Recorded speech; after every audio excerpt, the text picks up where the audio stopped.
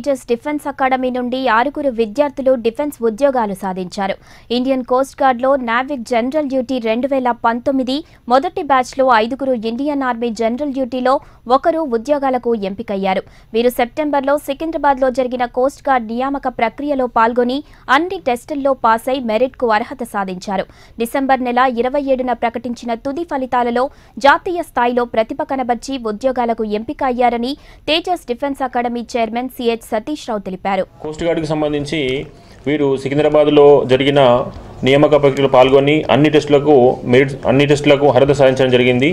ఇటీవల ప్రకటించిన తుది ఫలితాలలో ఈ 5 విద్యార్థులు కూడా ఇండియన్ కోస్ట్ గార్డ్లో జనరల్ డ్యూటీ విభాగంలో ఉద్యోగాలు సాధించడం జరిగింది.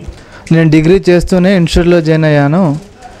డిఫెన్స్ రంగంలో యూత్ అంటే ఫస్ట్ ఆఫ్ ఆల్ సెలెక్ట్ చేసుకుంటే అతి తక్కువ ఏజ్లో త్వరగా సెటిల్ అవ్వడానికి మంచి ఛాన్సెస్ ఉంటుందన్నమాట. అదే డిఫెన్స్ అయితే ఎవ్రీ ఇయర్కి 2 times వస్తుంది నోటిఫికేషన్. 6 monthsలో అపాయింట్మెంట్ అయిపోతుంది. నేను సెప్టెంబర్లోనే ఎగ్జామ్ రాసిన, ఇప్పుడే అపాయింట్మెంట్. సో ఏం చేయాలి అంటే యువత మొత్తం డిఫెన్స్ వైపు మొగ్గు చూపితే తొందరగా అతి తక్కువ ఏజ్లో సెంట్రల్ జాబ్ ఈజీ కొట్టవచ్చు.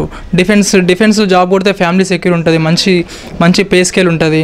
నేను 2014-15 సంవత్సరంలో ఈ తేజస్ అకాడమీలో చేరడం జరిగింది. మా అక్క ప్రోత్సాహంతో ఈ తేజస్ అకాడమీలో చేరిన ఇప్పటికీ 7 years అవుతుంది. నేను చాలా అటెంప్ట్స్ చేశాను.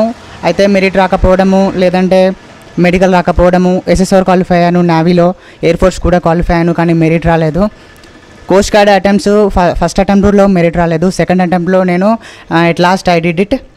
ఇండియన్ కోస్ట్ గార్డ్ జీడీ విభాగంలో నాకు జాబ్ వచ్చింది. తేజస్కి నేను